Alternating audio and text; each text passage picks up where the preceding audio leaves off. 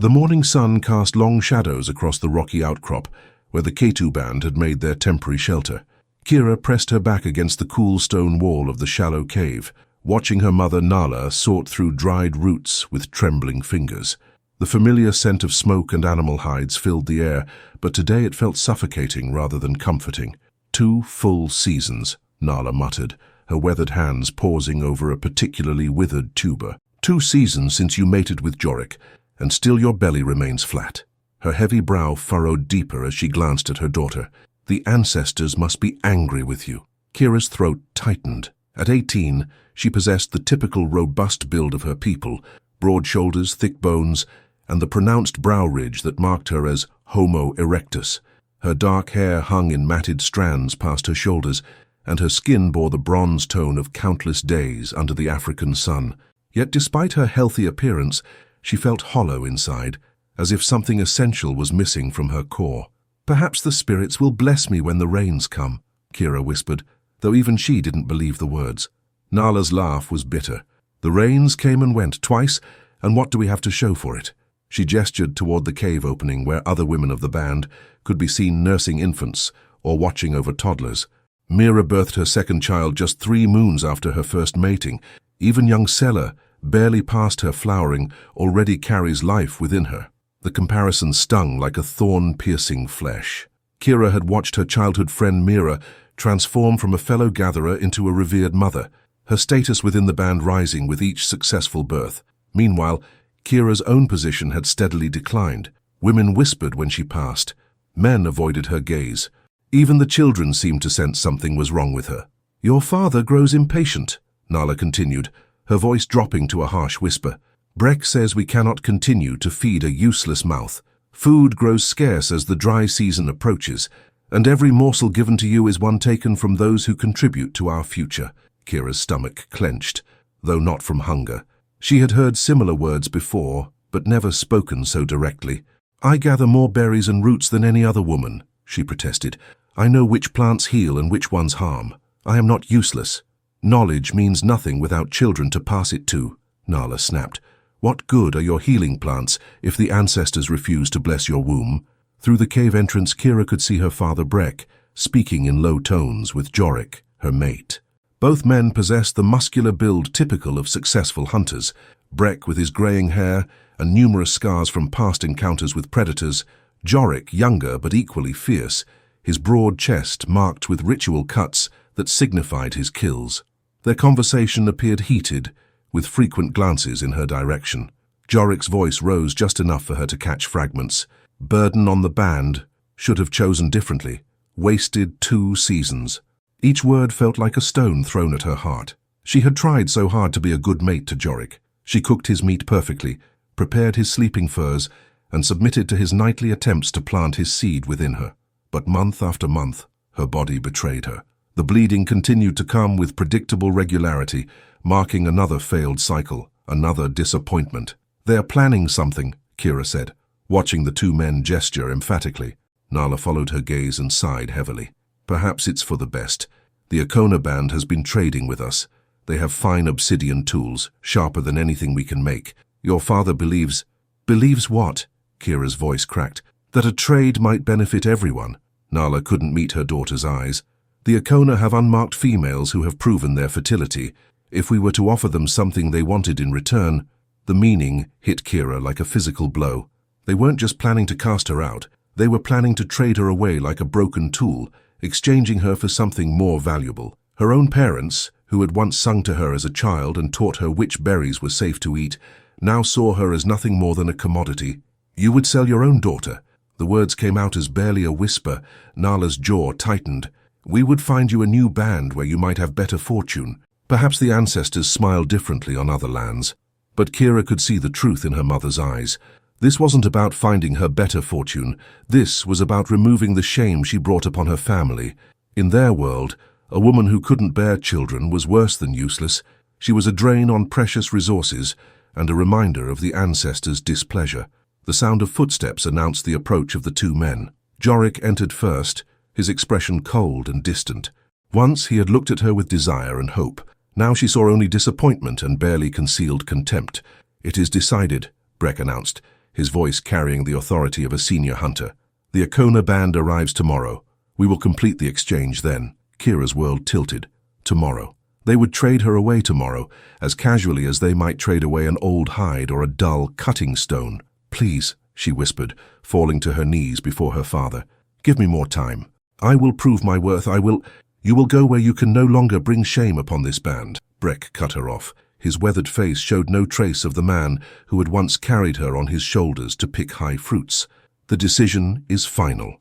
As the three adults filed out of the cave, leaving her alone in the growing darkness, Kira finally allowed the tears she had been holding back to fall. They carved warm tracks down her cheeks, dropping onto the dry earth below. Outside, she could hear the normal sounds of band life continuing. Children laughing, adults talking around the fire, the crackling of burning wood, life going on as if her world hadn't just shattered into pieces. Tomorrow, she would be given to strangers, cast out from everything and everyone she had ever known. For the first time in her life, Kira truly understood what it meant to be alone.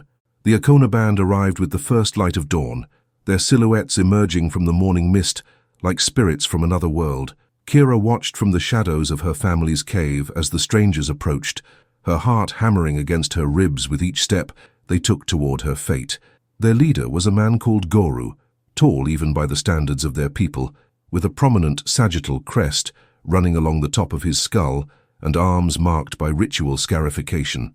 Behind him walked 12 others, men, women, and children, all bearing the distinctive features of their distant bloodline.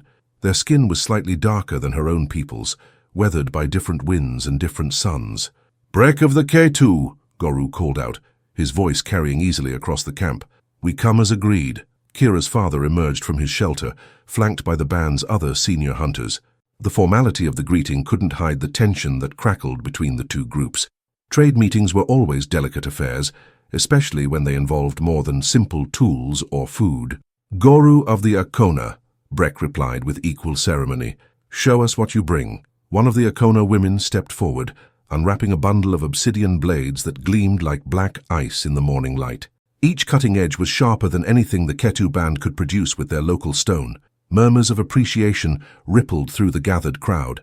23 blades, Goru announced, each one tested, each one true. And this. He held up a longer piece, a spear point of exceptional quality, its surface polished to mirror-like perfection. "Made by our finest nappa. It will pierce the hide of any beast." Kira felt sick watching the display. These beautiful tools that could mean the difference between life and death during a hard hunt, these were what her life was worth. 23 blades and 1 spear point in exchange for a defective daughter. "The trade goods are acceptable," Breck said after examining each piece carefully. "Now we fulfill our part of the agreement." He turned and gestured toward the cave where Kira had spent her last night as a member of the Ketu band. Her mother Nala emerged first, her face a carefully composed mask that revealed nothing. Behind her came Kira herself, walking with what dignity she could muster, despite the crushing weight of abandonment in her chest. The Akona band studied her with the same critical attention they had given to the obsidian blades. Kira forced herself to stand straight to meet their examining gazes, despite the humiliation burning in her throat. She was no longer a person. She was an object being evaluated for potential usefulness. "She appears healthy," observed an Akona woman with graying hair and intelligent eyes. "Strong back, good teeth. How many seasons has she lived?" 18, Nala answered, her voice carefully neutral. "She knows plants well. Which ones heal, which ones nourish. She can prepare hides and make fire in any weather." The woman nodded approvingly, but then asked the question Kira had been dreading. "And her fertility? How many children has she borne?" The silence that followed felt like a physical weight pressing down on the gathered bands. Kira watched her father's jaw tighten, saw her mother's hands clench at her sides. "She has not yet been blessed with children," Breck finally admitted, the words scraping out of his throat like stones. "But she is young. There is time yet for the ancestors to smile upon her." Goru's expression shifted, his eyes narrowing as he studied Kira with new suspicion. "How long has she been mated?" 2 seasons, Jorik spoke up from behind Breck, his voice carrying barely concealed relief at being freed from his obligation to her. 2 full seasons of trying, with no result. A ripple of unease passed through the Akona band. In their world, 2 seasons of unsuccessful mating was not merely unfortunate, It was ominous. It suggested that something fundamental was wrong, that the ancestors had marked this woman as unworthy of the gift of life. "You did not mention this before," Goru said, his tone growing colder. "A barren woman is not what we agreed to trade for." Panic flashed across Breck's features. The obsidian tools lay between the two groups like a bridge that might collapse at any moment. "She is not barren," he insisted, "merely delayed in her blessing. Sometimes the ancestors test us before granting their gifts." But Kira could see doubt creeping into the faces of the Akona band. They had traveled far for this trade, expecting to receive a valuable addition to their group, a young, fertile woman who could bear strong children and increase their numbers. Instead, they were being offered damaged goods. "Perhaps we should reconsider the terms," suggested the grey-haired woman. "A woman who cannot bear children is a burden, not an asset. Why should we feed her when she contributes nothing to our future?" The words hit Kira like physical blows, but she found herself stepping forward despite the pain. "I can contribute," she said, her voice stronger than she felt. "I know the secrets of healing plants. I can find food where others see only empty ground. I can make fire even in the rain, and I can prepare hides that will keep you warm through the coldest nights." Goru studied her for a long moment, weighing her words against his doubts. "Skills are good," he said finally, "but children are better. What assurance do we have that you will ever fulfill a woman's most important purpose?"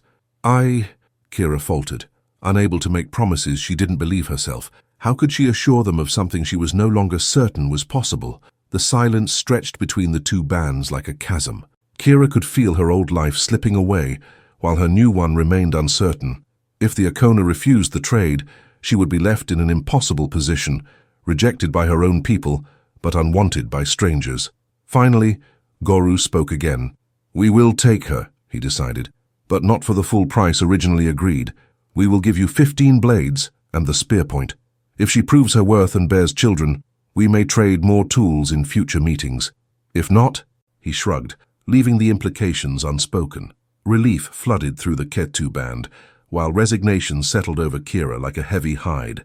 Even at a reduced price, she was still being sold away from everything she had ever known. The exchange was completed quickly after that. Tools changed hands with ceremony, while Kira was given a few moments to gather her meager possessions: a worn hide for sleeping, a small collection of useful stones, and a pouch containing her most prized herbs. "This is best for everyone," her mother whispered during their brief farewell embrace. "Perhaps away from here in new lands, the ancestors will look upon you with favor." But Kira heard the hollow ring of false hope in Nala's words. They both knew the truth. She was being cast out because she had failed, and no change of location would alter that fundamental reality. As the Akona band prepared to depart, Kira took one final look at the rocky outcrop that had sheltered her people. She memorized the familiar caves, the well-worn paths, the fire pit where she had listened to countless stories under star-filled skies. All of it was being left behind, traded away along with her previous identity. When Goru gave the signal to move out, Kira fell into step behind the strangers who were now her new band. With each footfall that carried her farther from the only home she had ever known, she felt pieces of her old self being left behind on the dusty ground. She did not look back. The Akona band traveled for 3 days across the vast savanna, following game trails that twisted between acacia trees and along dried riverbeds. Kira walked near the back of the group, her position marking her as the lowest member of their hierarchy, neither trusted nor fully welcomed, but tolerated as long as she proved useful. The landscape gradually changed as they moved farther from her homeland. The familiar rocky outcrops gave way to endless grasslands, dotted with thorny shrubs, and occasional baobab trees that stood like ancient sentinels against the burning sky. Strange birds called from unfamiliar perches, and the very scents carried on the wind spoke of a world she had never known. "Keep up, trade woman," called Vega, one of the Akona females who had made her hostility clear from the first day. She was perhaps 25 seasons old, with the confident bearing of a proven mother and the sharp tongue of someone secure in her place within the band. Her own 2 children, a boy of perhaps 6 seasons and a daughter barely walking, stayed close to her sides as they traveled. Kira quickened her pace, though her feet already ached from walking on unfamiliar ground. The Akona moved differently than her people, taking longer strides and maintaining a rhythm that felt foreign to her body. Everything about them seemed designed to remind her that she didn't belong. "She slows us down," Vega continued, speaking to Mira, another woman of similar age. Already we've had to stop twice for her to catch her breath. At this rate, we'll never reach the seasonal camp before the next rain. Guru decided to bring her, Mira replied with a shrug. Let him deal with her weakness. The words stung, but Kira kept her face carefully neutral. She had learned quickly that showing emotion only invited more cruelty from the women of the band. The men largely ignored her, while the children regarded her with curious suspicion, as if she might be some strange creature that had wandered into their midst. Only Asha, the grey-haired woman who had first examined her during the trade, showed any kindness. She walked near Kira during the hottest parts of the day, offering occasional sips from her water gourd and pointing out plants that grew in this new territory. That one there, Asha said now, indicating a low-growing bush with waxy leaves. The roots can ease stomach pain, but only if harvested at the right time of season. Too early and they do nothing. Too late and they can make you sick. Kira nodded gratefully, filing away the information. Knowledge was the only currency she possessed among these strangers, and she hoarded each new fact like precious stones. Why are you teaching her? Vega demanded, overhearing their conversation. She's not truly one of us. She was bought like a tool, and like a tool she might be traded away again if she proves useless. Asha's expression remained calm, but her voice carried authority when she replied, Wisdom shared is wisdom preserved. If she learns our ways, she becomes more valuable to the band. If she remains ignorant, she remains a burden. The logic was sound enough to silence Vega's complaints, though Kira could see resentment simmering in the younger woman's eyes. Competition for status within the band was fierce, and Kira's presence, however unwelcome, represented another mouth to feed and another female to consider in the complex social calculations that governed their daily lives. As the sun reached its peak, Guru called for a rest in the shade of a cluster of fever trees. The band settled gratefully, the adults checking on children and sharing water while keeping watchful eyes on the surrounding grassland. This was dangerous territory.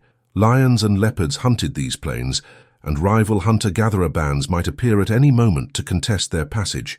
Kira found a spot slightly apart from the others and pulled out her small collection of dried meat.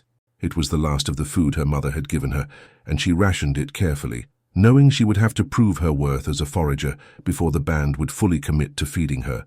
You eat alone, observed a voice beside her. She looked up to see one of the younger hunters, a man perhaps her own age named Jorak. Not to be confused with her former mate Jorik, this Jorak had a leaner build and more thoughtful eyes. Unlike the other men who ignored her, he seemed genuinely curious about the newcomer. I don't wish to impose, Kira replied carefully. Among the Ketu, sharing food was a complex ritual with unspoken rules about hierarchy and obligation. She didn't yet understand the Akona customs and feared making a mistake that would further lower her status. You're part of the band now, Jorak said, settling beside her on the sandy ground. That means you share our food, and we share yours. It's how we survive. He pulled out his own portion, dried antelope meat mixed with fat and bitter berries, and broke off a piece to offer her. The gesture was small but significant, the first act of genuine acceptance she had received from any of the Akona. Thank you, she whispered, accepting the food with both hands in the traditional manner of her people. I will remember this kindness. Jorak studied her with interest. You speak differently than we do. Your words carry different melodies. How far did we travel from your homeland? Far enough that I can no longer smell the winds from my birthplace, Kira answered, using an old expression her grandmother had taught her. Far enough that the stars will look strange tonight. The stars remain the same, Jorak said gently. Only our position beneath them changes. Tomorrow night, look for the Hunter's Belt. It will appear in the eastern sky just after sunset, same as always. The stars remember us even when we journey far from home. His words carried an unexpected comfort. In the overwhelming strangeness of this new life, the idea that something remained constant felt like finding water in a drought. Why were you traded? He asked after they had eaten in companionable silence. You seem healthy and skilled. Your former band must have had strong reasons to let you go. The direct question caught Kira off guard. None of the others had asked about her past. Preferring to treat her as a mysterious burden they had acquired, she considered lying, creating a more palatable story that wouldn't expose her shame.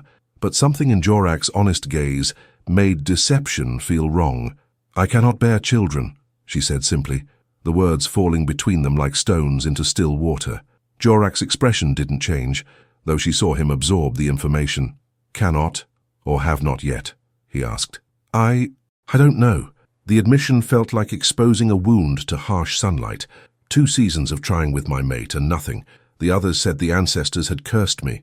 The ancestors work in their own time, Jorak replied thoughtfully.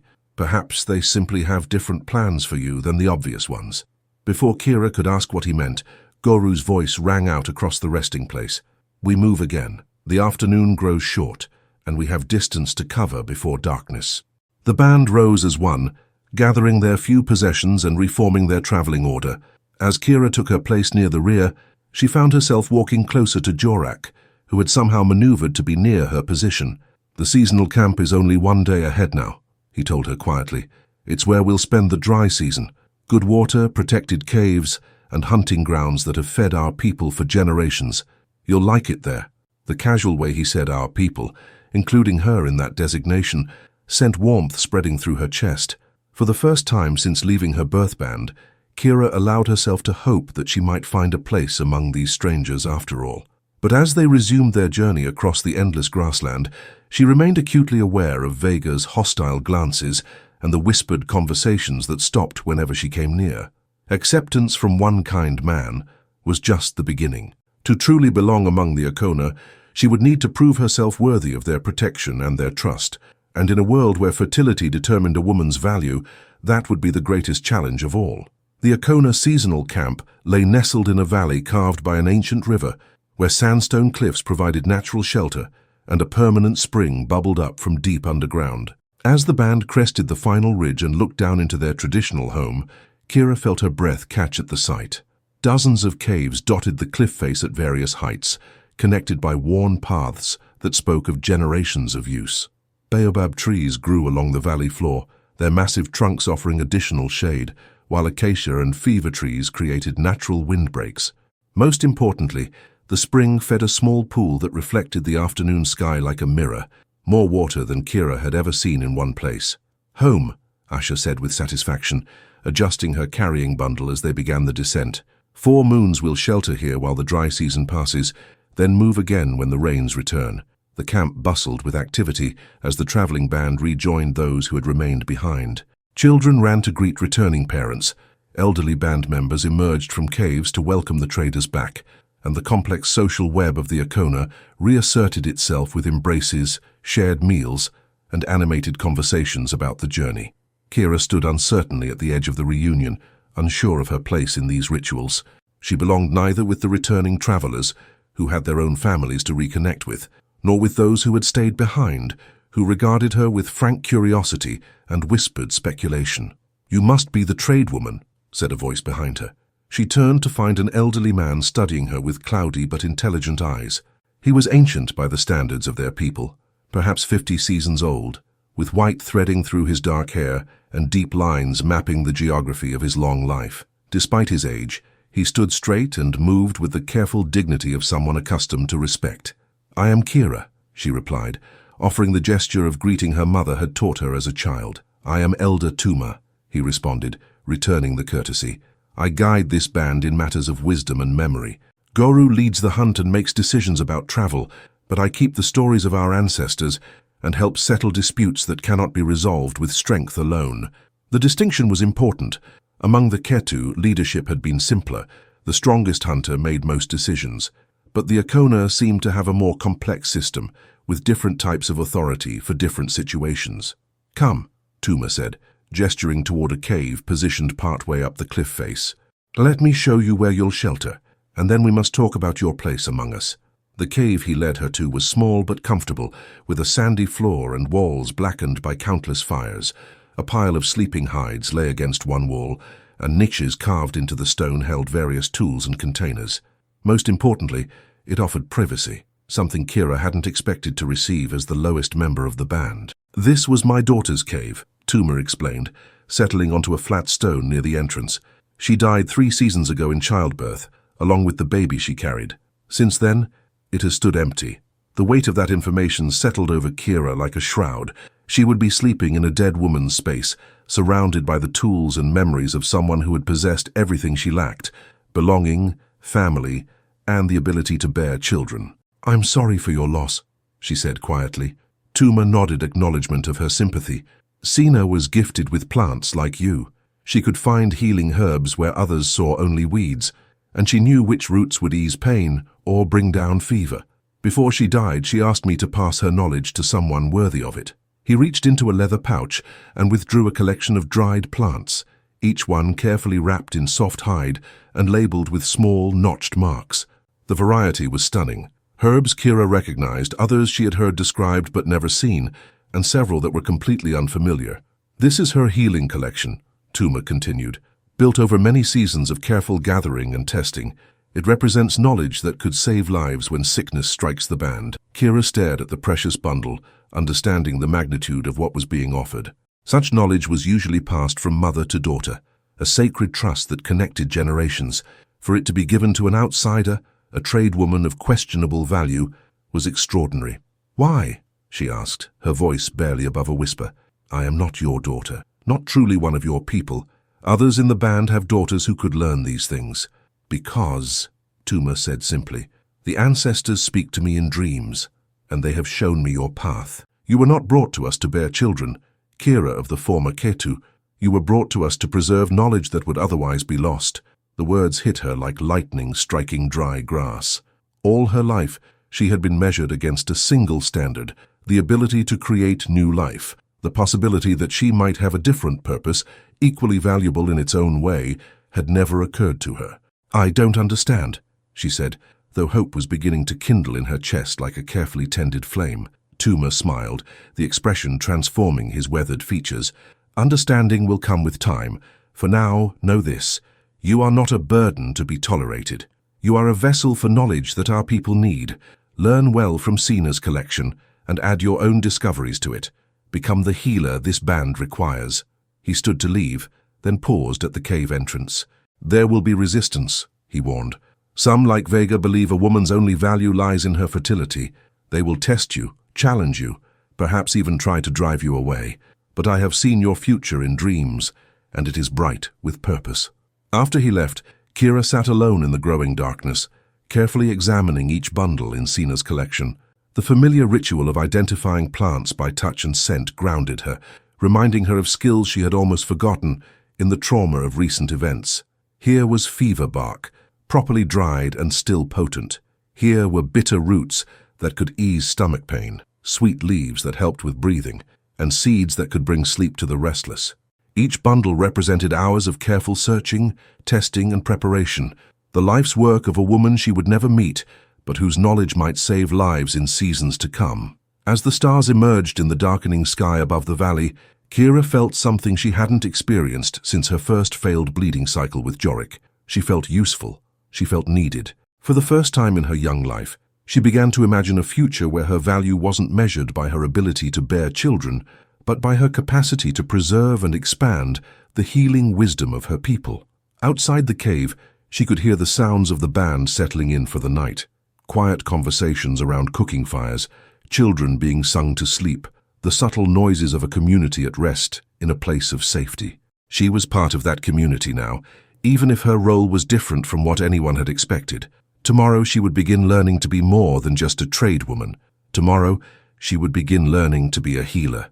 The thought filled her with a peace she had never known, as if a weight she had carried for seasons was finally beginning to lift from her shoulders. The ancestors might have denied her the gift of creating life, but perhaps they had given her something equally precious, the ability to preserve it. 3 days into her new life at the seasonal camp, Kira faced her first real test. She had spent the time learning the layout of the valley, memorizing where different plants grew, and beginning to understand the complex social relationships that governed the Akona band. But knowledge meant nothing without the opportunity to prove its value. That opportunity came in the form of young Kyle, Vega's 6-season-old son. The boy had been playing with other children near the spring when he slipped on wet rocks and fell hard against the sandstone edge.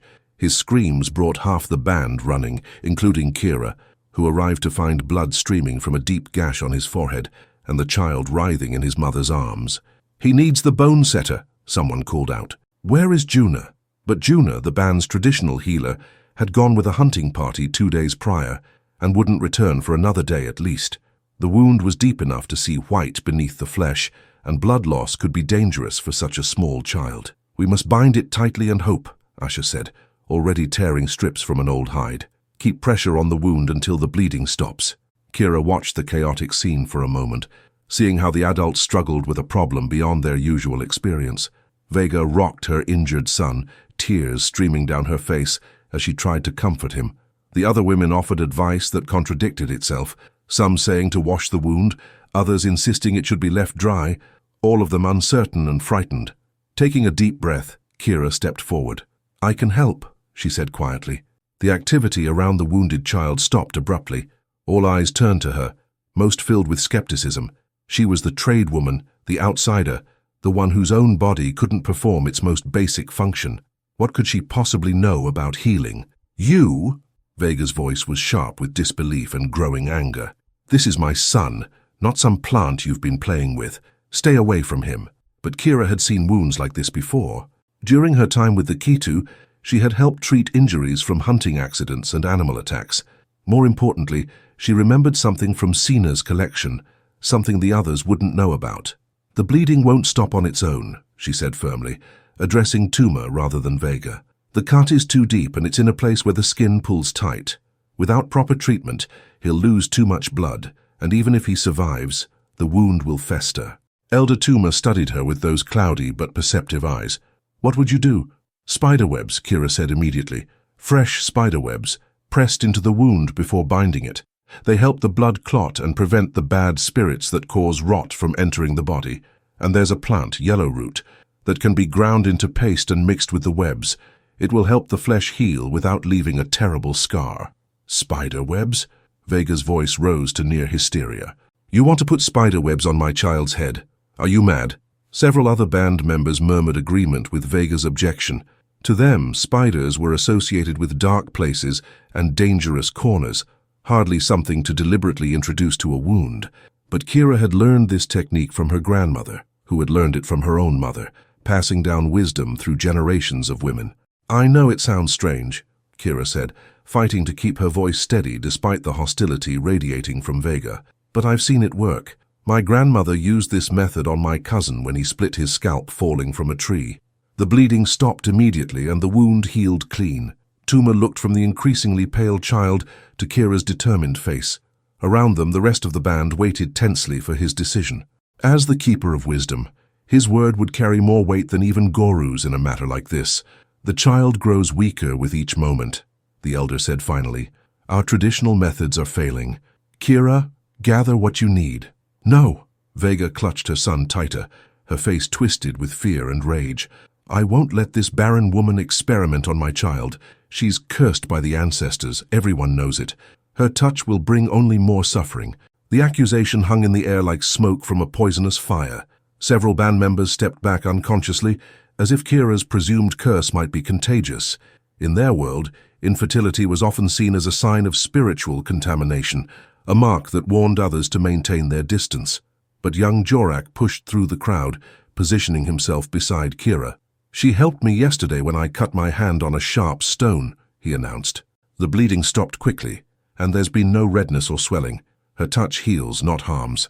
It was a small wound he referred to, barely worth mentioning under normal circumstances, but his public support gave Kira the credibility she desperately needed in this crucial moment. "Please," she said directly to Vega, ignoring the others entirely. "I understand your fear. If I had a child, I would be terrified too. But look at your son. Really look at him. His lips are growing pale. His eyes are losing focus. We're running out of time to help him." Vega looked down at Kyle, and for the first time seemed to truly see how much blood had soaked into the hides beneath him. Her son's protests had grown weaker, his small body going limp in her arms as shock began to set in. "If you fail," Vega's voice broke, "if my son dies because of your meddling, then I'll accept whatever punishment the band deems fit," Kira replied without hesitation. "But if I do nothing and he dies anyway, I'll never forgive myself for not trying." The weight of that promise settled over the gathered group. In their harsh world, taking responsibility for another's life was not done lightly. If Kira failed, she would face consequences far worse than simple banishment. Tuma nodded slowly. "Do what you can, healer. The ancestors will judge your actions." The title he used, healer, sent a shock through both Kira and the watching band members. It was the first time anyone had called her that, the first recognition of the role she hoped to fill among these people. Moving with new confidence, Kira dispatched children to gather spider webs from the protected corners of nearby caves, while she retrieved the yellow root from Sina's collection. Her hands didn't shake as she ground the dried plant into fine powder, mixing it with a small amount of clean water to form a paste that smelled of earth and growing things. When the webs arrived, delicate constructions still glistening with dew, she pressed them gently into Kyle's wound, layering them carefully before applying the yellow root paste. Almost immediately, the bleeding began to slow, the boy's own body responding to the ancient wisdom of spider silk and healing plants. "Now we bind it," Kira said, accepting clean hide strips from Asher. Firmly, but not so tight that we cut off the flow of blood to his scalp.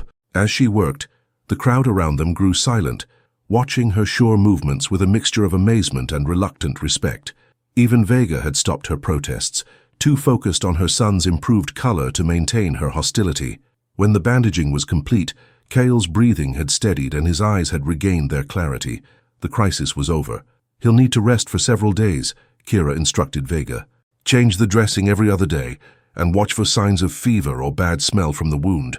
If either appears, bring him to me immediately."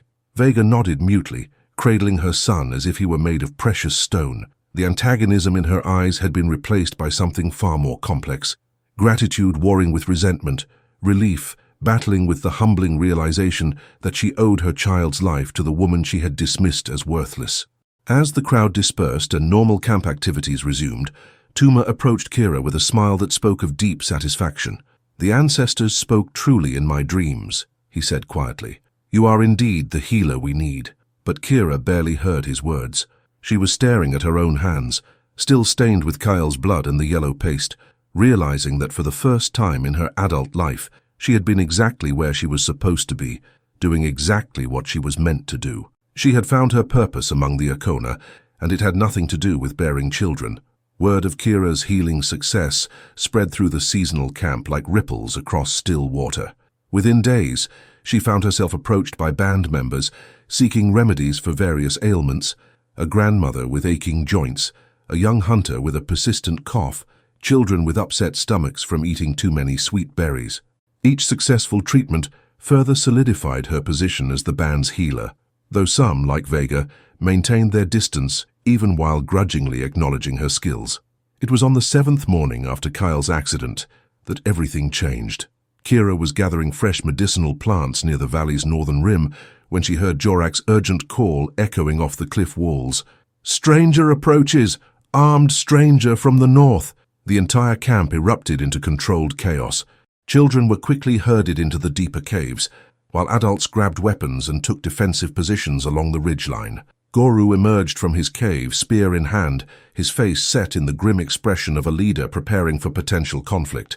From her elevated position, Kira had a clear view of the approaching figure. Even at a distance, she could see this was no ordinary traveler. The stranger moved with the confident stride of someone accustomed to covering great distances alone, and the pack on his shoulders suggested he'd been traveling for many days, perhaps even weeks.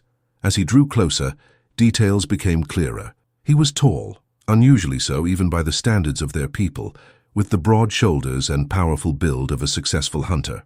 His dark hair was longer than the Akona custom, bound back with leather strips, and his face bore the weathered lines of someone who spent more time under open skies than in sheltered camps. But it was his eyes that captured Kira's attention. Even from her distant vantage point, she could see they held an intelligence and intensity that set him apart from other men she'd known. This was someone accustomed to command, to making life and death decisions without hesitation. "I seek peaceful meeting with the Akona band," the stranger called out when he reached speaking distance. His voice carried easily across the valley, strong and clear without being threatening. "I am Thane of the Northern Reaches, and I travel alone." Goru stepped forward, flanked by his best hunters. "You are far from the northern territories, Thane of the Northern Reaches. What brings you to our seasonal camp?" "News travels on the wind," Thane replied, settling his pack on the ground in a gesture that showed peaceful intent. "I've heard tell of a healer among your people, a woman with knowledge of plants that can stop bleeding and cure fevers. My own band has need of such skills." The word sent a jolt through Kira. Her reputation had somehow spread beyond the Akona, carried by traders, or traveling hunters to distant bands. The idea that her abilities might be known to strangers was both thrilling and terrifying. "And what would you offer in return for such knowledge?" Guru asked, ever practical in his negotiations. Thane smiled, the expression transforming his stern features. "I bring gifts worthy of great healers," he said, opening his pack to reveal treasures that drew gasps from the watching band members. First came furs unlike anything they'd ever seen, thick, lustrous pelts from northern animals that could survive the harshest winters. Then came tools, napped obsidian blades of exceptional quality, bone needles carved with intricate patterns, and most impressive of all, a necklace made from the teeth of a cave bear. "These are tokens of respect," Thane continued, "offered to show the value I place on healing wisdom. But I have not come merely to trade goods for knowledge." "Then speak your true purpose," Elder Tuma commanded, emerging from his cave with the dignity befitting his status as keeper of wisdom. Thane's gaze swept the assembled band before settling on the elder. "I have come to offer partnership to your healer. My people control territories rich in plants unknown to these southern lands. In exchange for sharing her knowledge with my band, I would share the secrets of northern healing arts with her. Together, our combined wisdom could save lives across both territories." The proposal was unprecedented. Healers might share knowledge with neighboring bands, but the kind of long-term partnership Thane described would require extended travel and close collaboration. It was an offer that could elevate Kira's status beyond anything she had dared imagine. "Where is this healer?" Thane asked, his sharp eyes scanning the crowd. "I would speak with her directly before making formal agreements." Murmurs rippled through the band as people looked toward Kira's position on the ridge. Some pointed in her direction, while others whispered among themselves about the wisdom of revealing her identity to this powerful stranger. Kira felt her heart hammering against her ribs as she realized this moment would define her future among the Arkona. If she revealed herself as the healer Thane sought, it would be a public acknowledgement of her new role. But it would also expose her to scrutiny from someone whose reputation clearly preceded him across vast distances. Taking a steadying breath, she rose from her gathering spot and began the careful climb down to the valley floor. Every step felt momentous, as if she were descending not just from the ridge, but from her old identity as an unwanted tradewoman into something entirely new. When she reached the group, Thane's intense gaze fixed upon her immediately. She could feel him assessing her, taking in her youth, her gender, her obvious foreign origins among the Arkona. Whatever he had expected to find, she clearly wasn't it. "You are the healer?" he asked, his tone carefully neutral but with an undertone of surprise. "I am Kira," she replied, lifting her chin with newfound confidence. "I tend the sick and wounded of this band, and I guard the healing knowledge passed down through generations of wise women." For a long moment they studied each other in silence. Kira was acutely aware of the watching band members, of Vega's skeptical expression, of Goru's calculation of potential advantages, of Tuma's encouraging nod. But mostly she was aware of Thane himself, this formidable man who had traveled vast distances specifically to find her. "Your reputation precedes you, Kira," Thane said finally. "I'm told you saved a child's life using methods unknown to most healers. I'm told your knowledge of plants extends beyond the common herbs to rare remedies that can mean the difference between life and death." "I do what I can with what the ancestors have taught me," she replied, falling back on the humble response her mother had drilled into her years ago. But Thane shook his head. "False modesty serves no one when lives hang in the balance. My youngest sister lies dying in our northern camp, her body burning with fever that our healers cannot break. If you possess knowledge that could save her, I need to know it directly and honestly." The raw emotion beneath his controlled words hit Kira like a physical blow. Here was a man accustomed to solving problems through strength and leadership, reduced to desperate travel across dangerous territories in search of help for someone he loved. "Tell me about her symptoms," Kira said immediately, her healer's instincts overriding all other considerations. "How long has she been ill? What have your people tried? Has anyone else in your band shown similar signs?" As Thane began describing his sister's condition in careful detail, Kira found herself leaning forward, her mind racing through possibilities. The interaction felt natural, professional, two people with complementary knowledge working together toward a common goal. It wasn't until much later that she would realize this conversation marked the beginning of everything. The moment when her life truly began to change, when the barren tradewoman finally started to disappear, replaced by someone she had never dared imagine she could become. someone worthy of the attention of the most powerful hunter in the Northern Territories. The emergency council convened as the sun reached its peak, gathering in the largest cave that served as the band's meeting place. Thane sat with the composed patience of someone accustomed to difficult negotiations, while the Akona leadership debated the unprecedented request he had brought them. "You ask us to send our healer into unknown territories," Goru said, his voice carrying the weight of leadership's burden. "What assurance do we have of her safe return? What if this is some elaborate trap designed to steal our most valuable band member?" Thane's expression remained calm, but Kira caught the flash of irritation in his eyes. "I traveled here alone and unarmed except for hunting tools," he replied. "If deception was my goal, I chose a poor method. Any trap I might spring would leave me vastly outnumbered in your own territory." "Words can deceive where actions cannot," Vega interjected from her position near the cave entrance. Despite her son's healing, she maintained her hostility toward Kira and clearly opposed any plan that would elevate the tradewoman's importance further. "How do we know your sister even exists? How do we know this isn't simply a way to lure away someone whose knowledge you wish to steal?" The accusation hung heavy in the smoky air. Kira watched Thane's jaw tighten as he struggled to maintain diplomatic composure in the face of such direct suspicion. "My sister's name is Lyra," he said quietly. "She has seen 15 seasons and loves to weave patterns into baskets that no one else can replicate. Her fever began 8 days ago, starting as a simple illness but growing worse despite every remedy our healers have attempted. When I left 3 days ago, she could no longer keep water in her stomach and was beginning to speak words that made no sense." The detailed description carried the ring of truth, but more than that, it revealed the depth of Thane's desperation. Kira had seen enough illness to recognize the progression he described, a dangerous fever that could kill quickly once it took hold. "What exactly do you propose?" Elder Tuma asked, cutting through the growing tension with his quiet authority. "I would escort your healer to our northern camp, provide her with whatever resources she needs to treat my sister, and return her safely to you within 1 moon's cycle," Thane replied. "In exchange, I offer not just the gifts I've brought today, but a formal alliance between our bands, shared hunting territories during lean seasons, coordinated defense against common threats, and ongoing exchange of healing knowledge." The proposal was far more substantial than anyone had expected. Such alliances could mean the difference between survival and extinction during harsh years when game was scarce or hostile bands pressed territorial claims. "And if the healer cannot save your sister?" Goru asked bluntly. Thane met his gaze directly. "Then I will still honor the agreement, though my heart will carry the burden of her loss. Failure to heal is not the same as failure to try, and I've seen enough of life to know that some battles cannot be won regardless of the skill brought to them." The mature response impressed even Kira. Many leaders would promise impossible outcomes or make threats if their demands weren't met perfectly. Thane's acceptance of potential failure spoke to both his wisdom and his genuine character.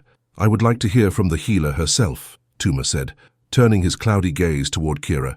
"What is your assessment of this situation?" All eyes focused on her, and Kira felt the familiar weight of being judged. But this time was different.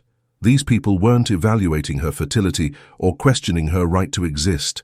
They were seeking her professional opinion on a matter of life and death. "From what Thane has described, his sister suffers from the burning sickness that sometimes follows minor wounds or begins without obvious cause," she said, drawing on every case she had observed or heard described. "It can kill quickly, but I have seen recoveries when the right combination of treatments is applied early enough. Do you believe you can help her?" Goru pressed. Kira chose her words carefully. "I know remedies that have worked in similar cases. Whether they will work for this specific illness in this specific person, I cannot promise, but doing nothing guarantees her death, while attempting treatment at least offers hope." "And you would be willing to make such a journey?"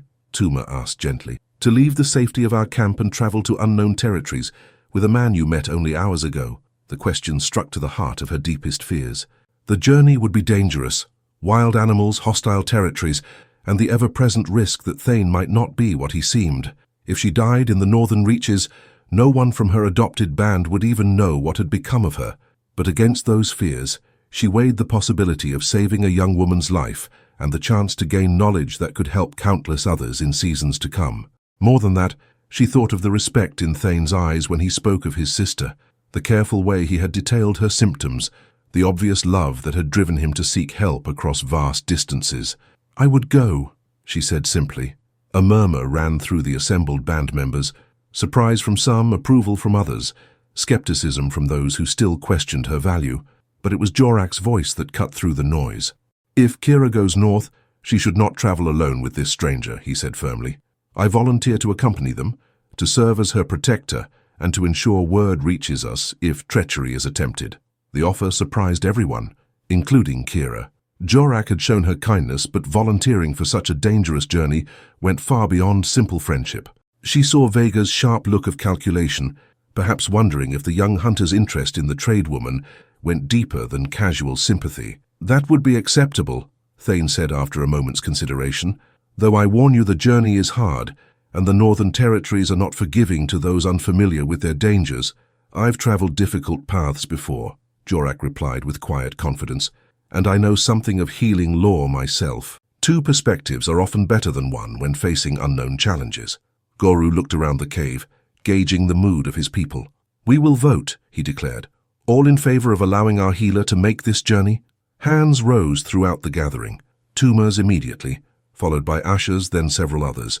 Even some who had initially seemed skeptical raised their hands after witnessing Kira's confident assessment and Jorak's willingness to ensure her safety.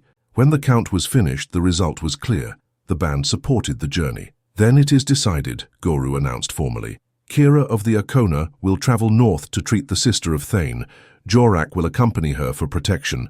May the ancestors watch over this endeavor and guide them safely home." As the council dispersed and individuals came forward to offer wishes for safe travel, Kira found herself standing beside Thane as he gathered his gifts back into his pack. "Thank you," he said quietly, his voice carrying an emotion deeper than simple gratitude. "You risk much for someone you've never met." "Healers serve life wherever they find it," she replied, surprised by the wisdom in her own words. "Your sister's suffering calls to me as clearly as if she were my own kin." Thane studied her with those intense eyes, and she had the unsettling feeling he could see straight through to her soul. "You are not what I expected to find when I began this journey," he said finally. "What did you expect?" she asked, curious despite herself. "Someone older, someone harder.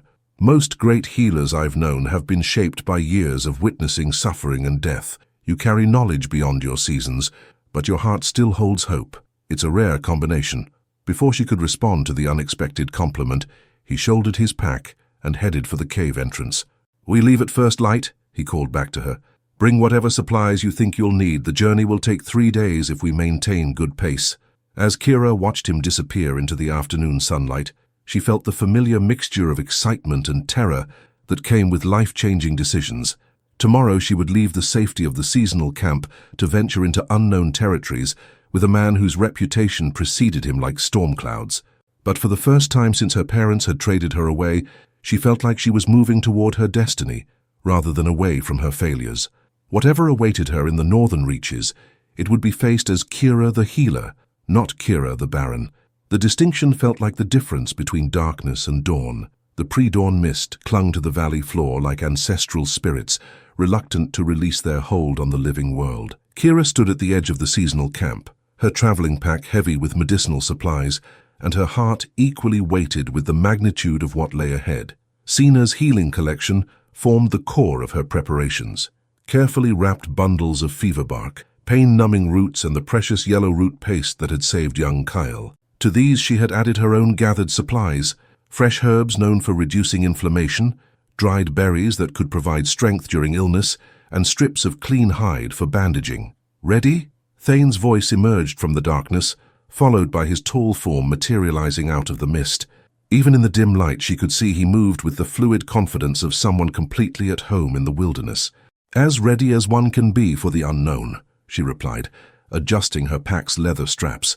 Jorak appeared moments later, his own supplies distributed between a traveling pack and the weapons he carried, spear, knife, and a collection of throwing stones that marked him as a skilled hunter. His presence provided comfort, but Kira couldn't shake the awareness that they were venturing far from any help if trouble found them. "The path leads northeast," Thane explained as they began walking. "We'll follow the river valley for the first day, then climb into hill country where the walking becomes more difficult, but the hunting is better. If we maintain good pace, We should reach my band's territory by the third evening. The morning air carried the crisp bite of the approaching dry season, and their breath formed small clouds as they walked. The familiar sounds of the waking camp faded behind them, children stirring, adults beginning their daily tasks, the eternal rhythm of hunter-gatherer life continuing without pause for their departure. As the sun climbed higher, the landscape began to change. The acacia trees that dominated the southern territories gave way to different vegetation, towering baobabs with trunks like ancient pillars, fever trees with their distinctive yellow bark, and increasingly plants that Kira didn't recognize at all. "What is that one?" she asked, pointing to a shrub with distinctive star-shaped leaves. "We call it bitter star," Thane replied, barely breaking stride. "The leaves can settle stomach troubles when chewed fresh, but they're poisonous if dried and stored too long. My people use them during the rainy season when other remedies are hard to find." Kira filed away the information, adding it to her mental catalogue of healing knowledge. This was exactly what Elder Tuma had envisioned, the expansion of their medicinal wisdom through contact with distant bands who had learned different approaches to the same fundamental challenges. "How did you learn of our healer's reputation?" Jorak asked as they paused to drink from a clear stream. "News travels slowly between territories so far apart." Thane settled on a rock beside the water, his expression growing thoughtful. "A trader from the Western Hills came through our territory half a moon ago. He spoke of the Akona band's new healer, a young woman who had saved a child using methods he'd never seen before. The details he provided suggested knowledge worth seeking." "And you traveled all this distance based on a trader's story?" Jorak pressed, his protective instincts clearly questioning Thane's motives. "I traveled this distance because my sister is dying," Thane replied firmly. When conventional remedies fail, a wise leader explores unconventional possibilities. The trader's story offered hope where none existed before. The simple honesty of his answer seemed to satisfy Jorak's concerns, at least temporarily. As they resumed walking, Kira found herself studying Thane with growing curiosity. Most hunters she had known were focused on immediate, tangible challenges, finding food, avoiding predators, securing shelter. But Thane demonstrated a longer-term thinking that suggested intelligence beyond the ordinary. "Tell me about your band," she said, as they navigated a particularly rocky stretch of trail. "How many people?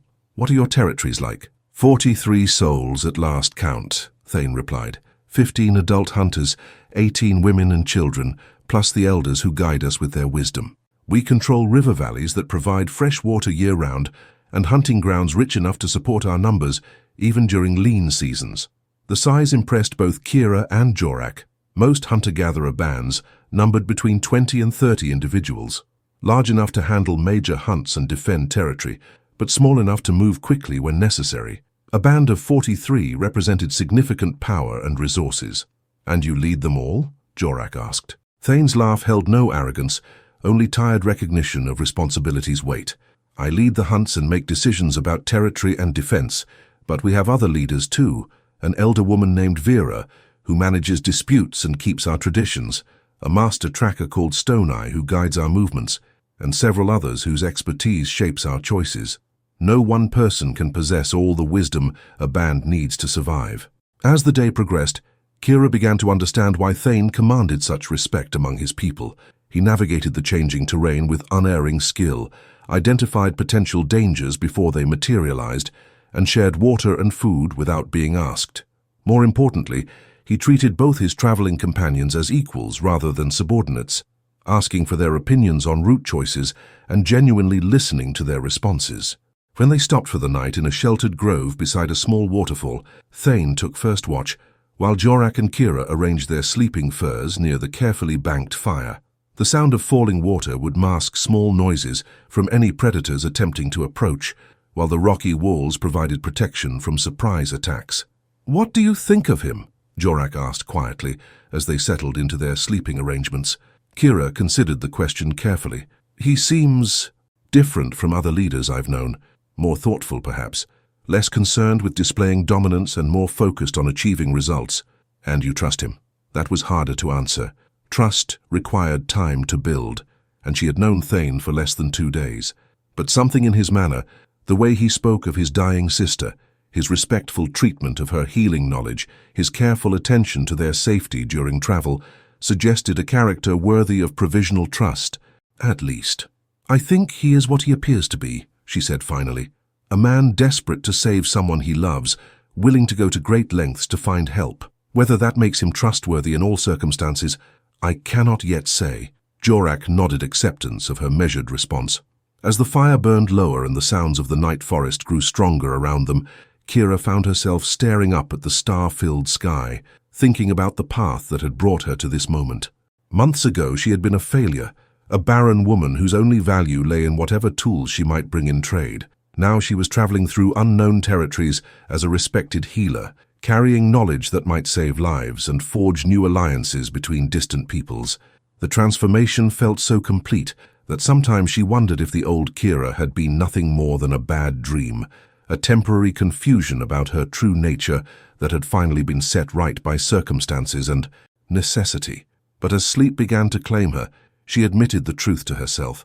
The old Kira still lived within her, carrying all the pain and rejection that had shaped her early life. The difference now was that she had also discovered the person she was meant to become, someone whose value wasn't measured by her ability to bear children, but by her capacity to preserve and share the healing wisdom that could save them. Tomorrow they would continue north, moving closer to a confrontation with illness that would test everything she had learned. Success could establish her reputation across multiple territories, while failure might cost not only Lyra's life, but her own standing among the Arcona. The stakes had never been higher, but neither had her confidence in her own abilities. Whatever awaited them in Thane's territory, she would meet it as the healer she had fought to become. The Northern Band's camp sprawled across a highland plateau that commanded views in all directions, its strategic position making clear why they had grown so powerful. Natural caves dotted the cliff faces, while additional shelters had been built into the rock formations, creating a settlement that could house their 43 members comfortably while remaining defensible against attacks. But it was the silence that struck Kira first. Where she expected to hear the normal sounds of band life, children playing, adults calling to each other, the constant background hum of a healthy community, instead, there was an oppressive quiet, broken only by occasional low voices and the distant sound of someone weeping. "The sickness has spread," Thane said grimly, his pace quickening as they approached the camp's main area. "When I left, only Lyra showed symptoms. Now I count at least 4 cooking fires that should be burning but aren't." A woman emerged from one of the larger caves, her weathered face lighting with relief when she saw Thane. She was perhaps 40 seasons old, with the bearing of someone accustomed to authority, and the tired eyes of someone who had been fighting a losing battle. "Vera," Thane called, embracing the elder woman briefly before stepping back to study her expression. "How many?" "7 now show the burning fever," Vera replied, her voice heavy with exhaustion. "Lyra remains the worst affected, but young Marcus began burning yesterday, and old Finn started speaking nonsense this morning. Our healers have tried everything they know, but nothing breaks the fever once it takes hold." Kira felt a chill that had nothing to do with the highland air. What Thane had described as his sister's isolated illness had clearly become an epidemic threatening the entire band. The stakes had just risen far beyond saving a single life. "This is Kira," Thane said, gesturing toward her with obvious respect. "The healer I spoke of, and Jorak of the Arcona, who travels as her protector." Vera's tired eyes focused on Kira with desperate hope. "You are so young," she said, the words carrying disappointment rather than insult. "Forgive me, but I expected someone with more seasons behind them." "Age brings experience, but not always wisdom," Kira replied gently. "I may be young, but I carry knowledge passed down through generations of healers, and I have seen similar illnesses before. Let me examine the sick ones, and then we can discuss what might be done." Vera nodded, leading them deeper into the camp. As they walked, Kira observed details that painted a picture of the crisis they faced. Healthy band members moved with the fearful caution of people avoiding contagion. Children stayed unusually close to their parents. The normal rhythm of daily tasks had been disrupted by the demands of caring for the sick. The first patient they visited was a middle-aged hunter named Brack, lying on sleeping furs in a cave that reeked of fever, sweat, and sickness. His skin burned to the touch, his breathing came in shallow pants, and his eyes held the glassy look of someone whose spirit was fighting to remain connected to his body. Kira knelt beside him, placing her hand on his forehead while mentally cataloguing his symptoms. The fever was dangerously high, but more concerning was the way his skin had taken on a greyish pallor despite the burning heat. His pulse raced like a frightened animal's, and when she lifted his eyelids, the whites had developed a yellowish tinge. "How long has he been like this?" she asked the woman tending him. 3 days with the fever, but he grew much worse since yesterday evening," came the worried reply. "He no longer recognizes voices or responds to his name." Moving through the camp, Kira examined each of the 7 affected individuals. The pattern was consistent and deeply troubling: high fever accompanied by the yellowish discoloration, rapid pulse, and progressive loss of consciousness.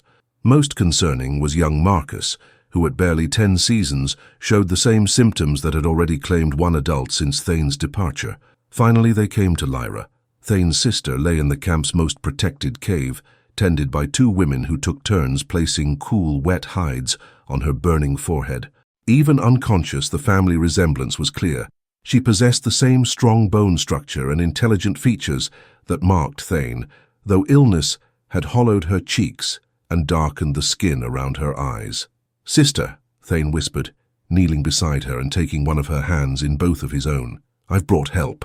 But Lyra showed no response to his voice, her breathing so shallow it was barely visible. Kira touched the young woman's skin and felt heat that seemed to radiate from deep within her body, as if some internal fire was consuming her from the inside. "This is not the simple burning fever I expected," Kira said quietly, straightening up with a troubled expression. "This illness carries marks I've read about but never seen, the yellow tinge to the eyes, the way the fever burns so intensely yet leaves the skin with that grey pallor. If I'm right about what this is—" She trailed off, reluctant to voice her suspicions until she could be certain. "Speak freely," Vera urged. "We need truth, not comfort."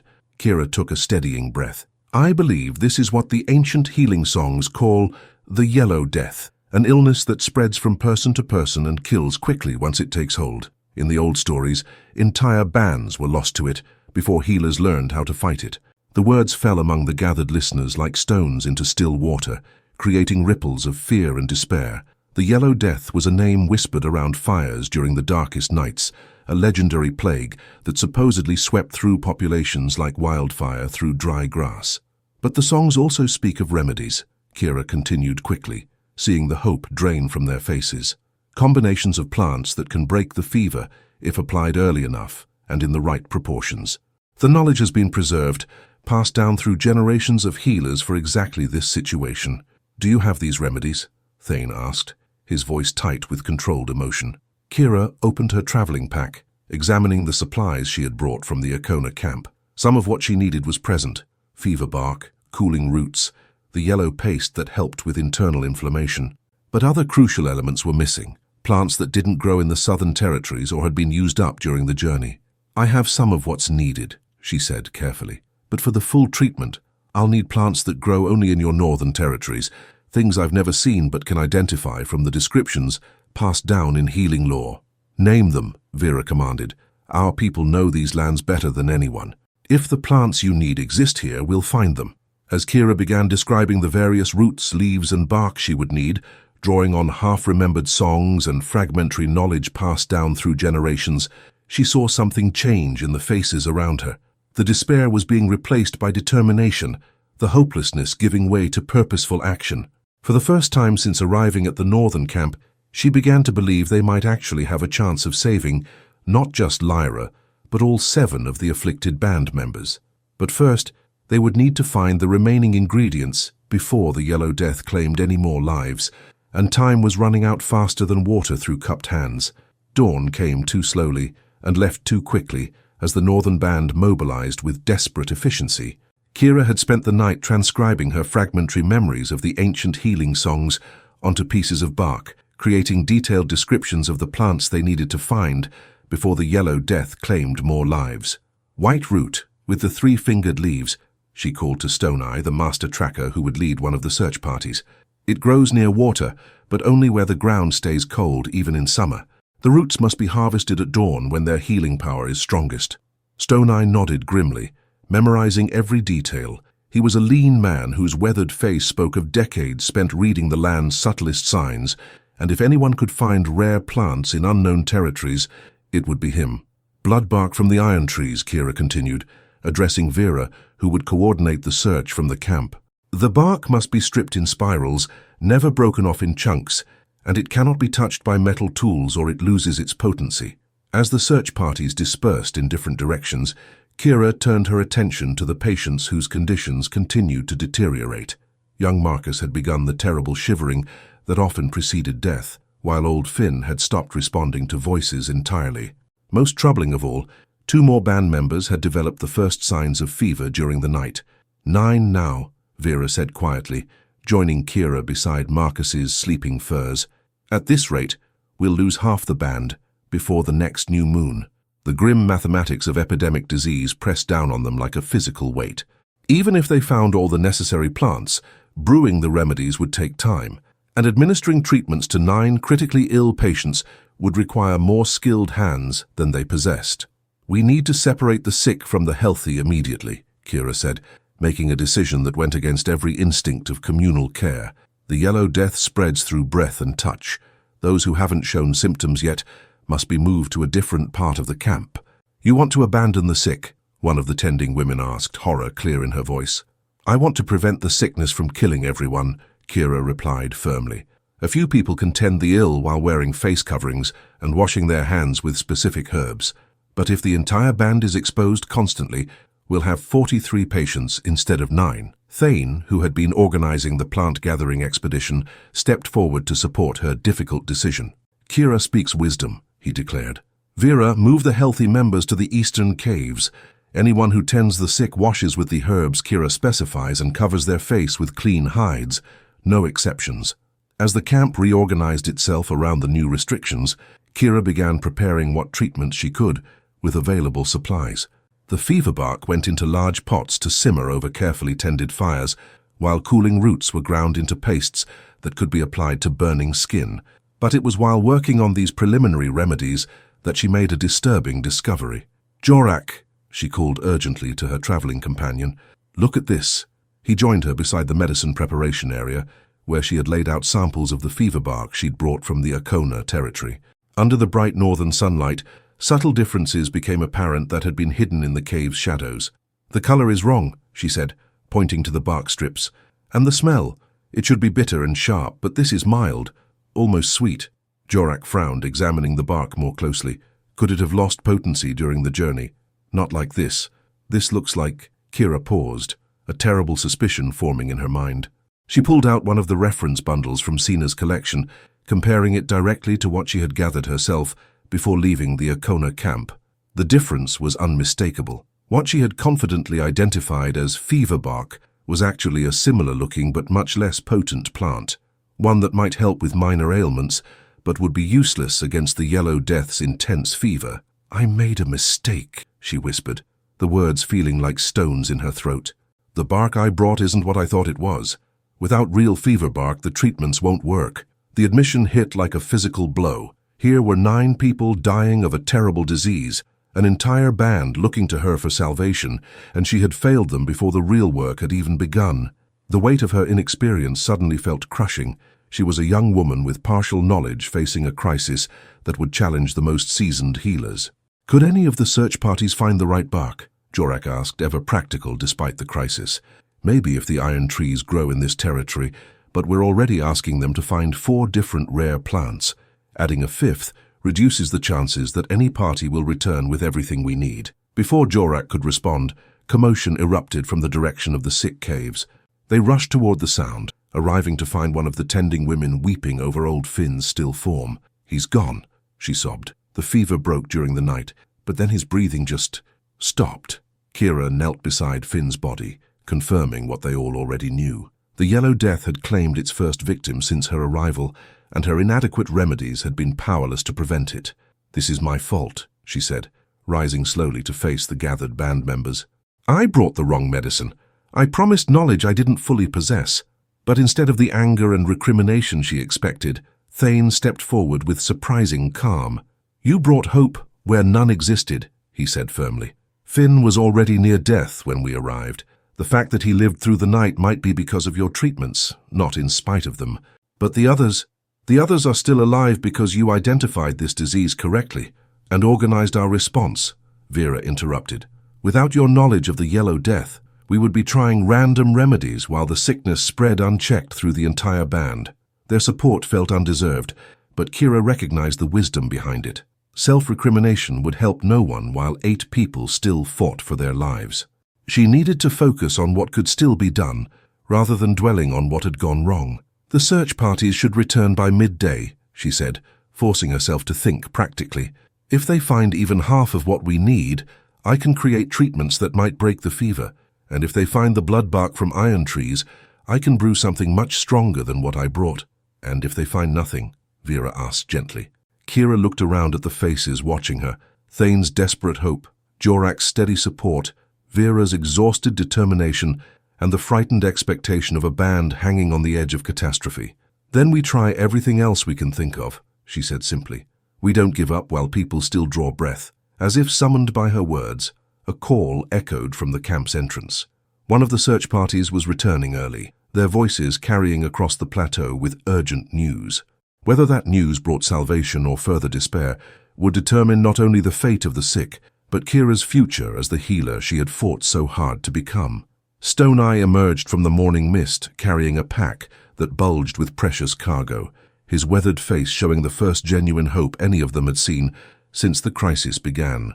Behind him came 2 other searchers, equally laden with plant materials that could mean the difference between life and death for 8 critically ill band members.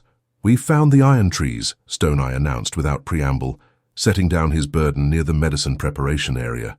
A grove of them growing in a hidden valley where the streams run cold year-round, the blood bark stripped clean just as you described. Kira's hands trembled as she examined the bark strips, their deep red color and sharp medicinal smell confirming they had found the genuine article. This was the most crucial ingredient for breaking the yellow death's fever.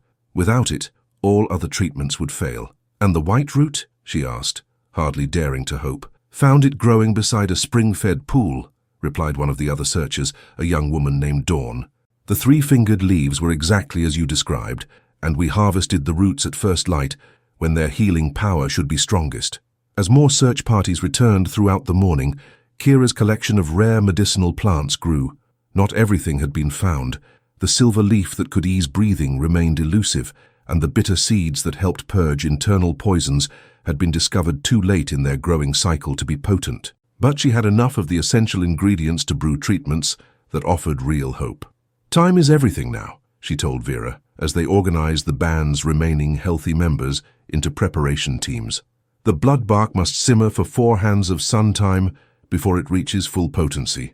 The white root needs to be ground immediately while fresh, then mixed with specific proportions of the other ingredients."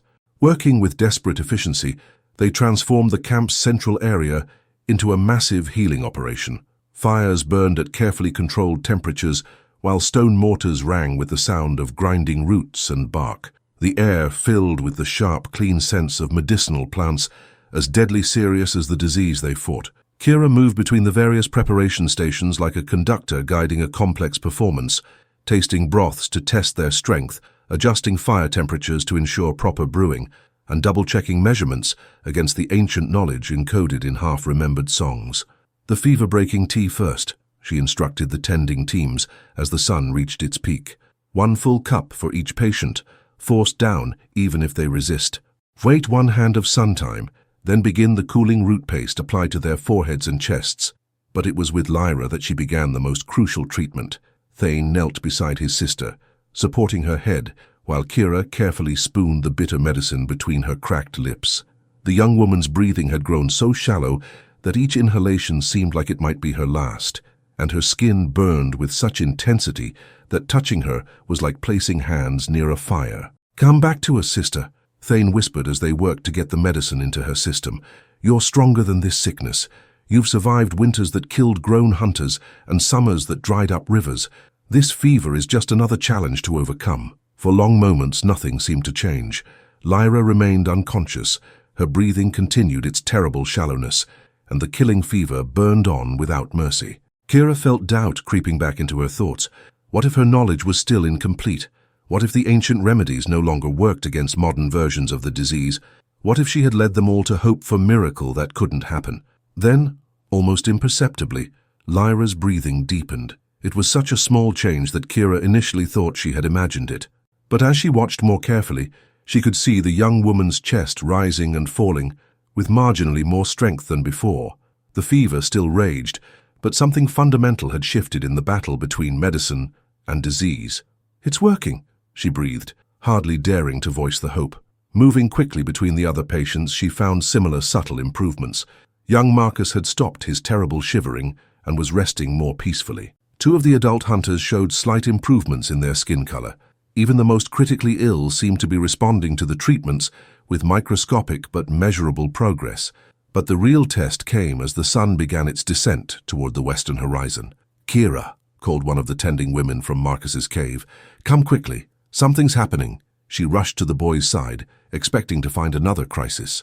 Instead, she discovered Marcus sitting up for the first time in days, his eyes clear and focused instead of glassy with fever. The yellow tinge had faded from his skin, and when she touched his forehead, it felt merely warm instead of burning. "I'm thirsty," he said in a weak but coherent voice, the first intelligible words he'd spoken since the fever took hold. The breakthrough sent ripples of excitement through the camp. If the treatments could save Marcus, they might save all the others. Working through the evening and into the night, Kira and her helpers continued administering medicines, adjusting dosages based on each patient's response, and monitoring for signs of either improvement or deterioration. By dawn of the second day, 6 of the 8 remaining patients showed clear signs of recovery. Their fevers had broken, their breathing had strengthened, and most importantly, they had regained consciousness and could take nourishment. Only 2 remained in critical condition, an elderly woman whose age made her more vulnerable to the disease's effects, and Lyra, whose fever had been burning longer than anyone else's. "Why isn't she improving like the others?" Thane asked, his voice tight with renewed fear as he watched his sister's continuing struggle. Kira studied Lyra's condition with growing concern. The young woman's breathing had stabilized, but her fever remained dangerously high despite multiple doses of the strongest medicines available. Something about her case was different, more resistant to treatment than the others. Then, examining Lyra more carefully in the morning light, Kira noticed something that made her heart race with both terror and inspiration. "Look at her left arm," she said urgently, pushing back the sleeping fur to reveal Lyra's shoulder and upper arm. "Do you see that mark? Just below the shoulder joint, barely visible under the young woman's fever-flushed skin, was a small puncture wound, the kind that might be made by a thorn or animal bite. Around it, the skin showed the telltale signs of infection, redness, swelling, and most ominously, the dark lines that indicated poison spreading through the body. The Yellow Death didn't start inside her, Kira realized aloud. It began with this wound, and the infection gave the fever something extra to feed on. That's why she's not responding to the standard treatments. We're fighting 2 diseases, not 1. Understanding the true nature of Lyra's condition changed everything.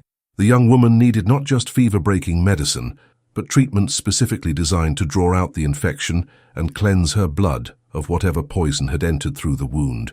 And Kira knew exactly which plants could accomplish that, if they could be found in time and prepared correctly, before Lyra's weakened body finally surrendered to the dual assault of fever and infection. The race to save Thane's sister had entered its final, most crucial phase. The infected wound required treatments that pushed Kira's knowledge to its absolute limits. While the other patients continued their steady recovery, Lyra's condition teetered on the knife's edge between salvation and death, each passing hour bringing new complications that tested every healing technique Kira had ever learned. "The poison has spread too far into her blood," Stone Eye observed grimly, watching Kira prepare yet another poultice designed to draw infection from the wound. "In my hunting experience, once those dark lines reach the heart—" He didn't finish the sentence, but everyone understood. They had all seen hunters die from infected wounds, watched helplessly as the poison overwhelmed their bodies despite every remedy attempted. But Kira refused to surrender hope. Working through the 3rd night since beginning treatment, she combined techniques from both her southern training and the northern plant knowledge they had gathered, creating treatments that had never been attempted before. She used heated stones to draw infection to the surface, applied alternating poultices of bitter herbs and cooling roots, and fed Lyra carefully measured doses of medicines that could either heal or kill, depending on their precise preparation. "You should rest," Thane said quietly, settling beside her as she ground fresh herbs in the pre-dawn darkness. "You've been working without sleep for 2 days. Even healers need to recover their strength." Kira paused in her work, suddenly aware of the exhaustion that weighed on her like a physical burden. Her hands ached from constant preparation of medicines, her eyes burned from examining patients by firelight, and her mind felt foggy from the strain of making life-and-death decisions hour after hour. "I can't rest while she's still fighting," she replied, resuming her grinding with renewed determination. "Every moment matters now. If I stop, if I sleep, she might slip away while I'm not watching."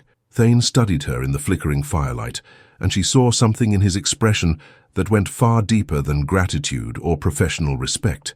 "You care about her," he said softly, "not just as a patient but as a person, despite never having met her before 3 days ago."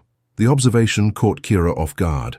She had been so focused on the medical challenge that she hadn't examined her own emotional investment in Lyra's survival.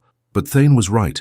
Somewhere during the long hours of intensive care, the unconscious young woman had become more than just another patient. She had become someone Kira genuinely cared about, someone whose loss would leave a permanent wound in her healer's heart. "She's your sister," Kira replied simply. "And you traveled across dangerous territories to find help for her. That kind of love deserves every effort I can give." But even as she spoke, Kira knew her attachment went deeper than professional obligation or sympathy for Thane's devotion. In Lyra's fevered face she saw something of herself, a young woman fighting against circumstances beyond her control, struggling to survive in a world that could be both beautiful and brutally unforgiving. As dawn approached, bringing with it the crucial 4th day of intensive treatment, Kira made a desperate decision. The conventional remedies weren't working fast enough. Lyra's body was losing the battle despite every medicine they had tried. But there was one final option, a technique she had heard described in the most ancient healing songs, something so dangerous that it was attempted only when all else had failed.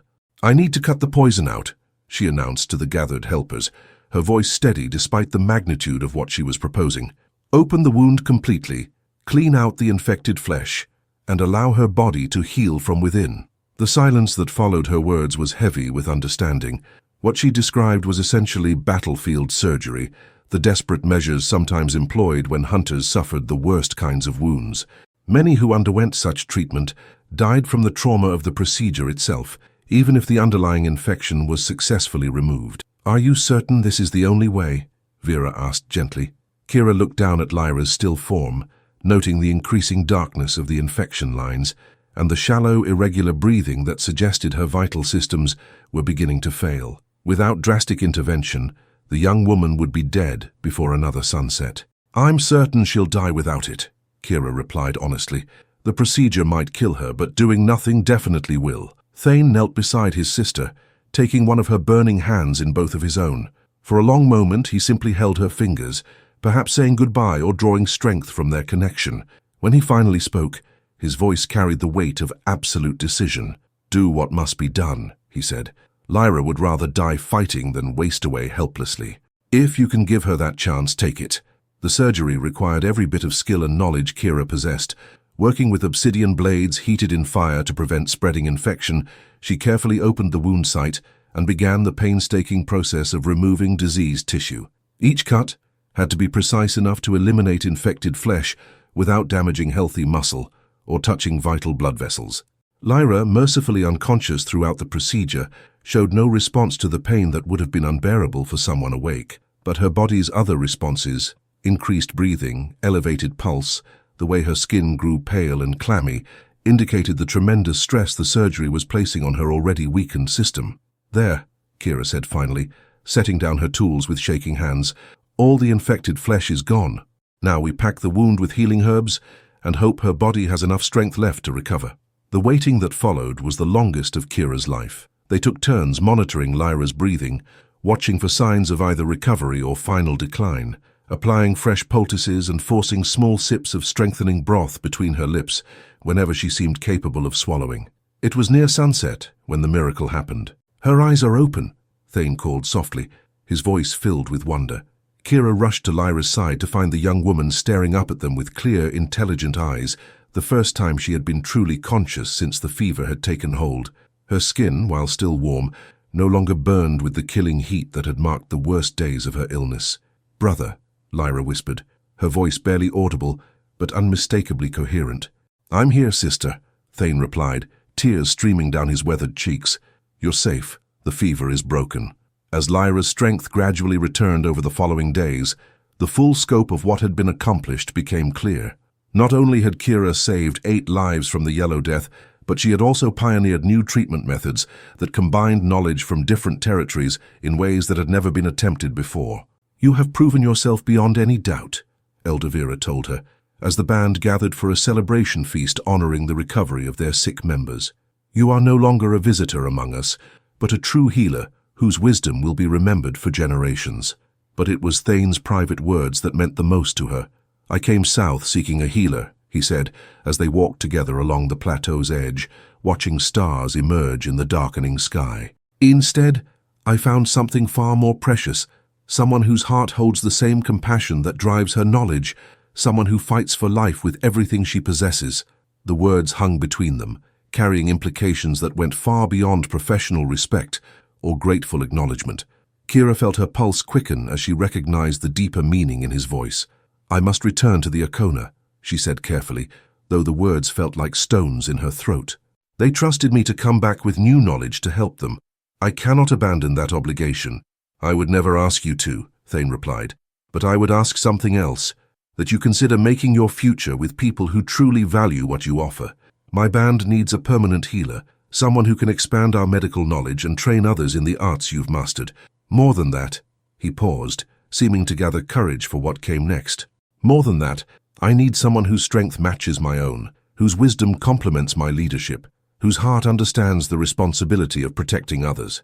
I'm asking you to stay not just as our healer, but as my mate, as someone who would share in guiding our people toward whatever future awaits them." The proposal took her breath away. Here was everything she had never dared dream of: acceptance, respect, purpose, and love from a man whose character and strength commanded admiration across multiple territories. The life he offered would be everything the young, rejected Kira had ever wanted, but it would also mean leaving behind the Akona band, who had given her the chance to prove herself, abandoning the promise she had made to return with new knowledge for their benefit. "I need time to consider," she said finally. "This choice will shape not just my future, but the futures of both our bands. It deserves careful thought." Thane nodded, understanding. "Take all the time you need. But know this, whatever you decide, you will always have a place among us. You've saved more than just lives here. You've shown us what's possible when different peoples share their knowledge instead of guarding it jealously." As Kira lay in her sleeping furs that night, staring up at the star-filled sky, she felt the weight of decision pressing down on her like a physical burden. For the first time in her adult life, she had real choices to make, not just about survival or acceptance, but about love, purpose, and the kind of future she wanted to build. The barren tradeswoman who had been sold away by her own parents was gone forever, replaced by someone whose knowledge and compassion made her valuable beyond measure. Now she had to decide how to use that value, and with whom she would share the gifts the ancestors had finally revealed within her. The stars offered no answers, but they reminded her that some decisions, like some journeys, could only be made by taking the first step and trusting that the path would become clear as she walked it.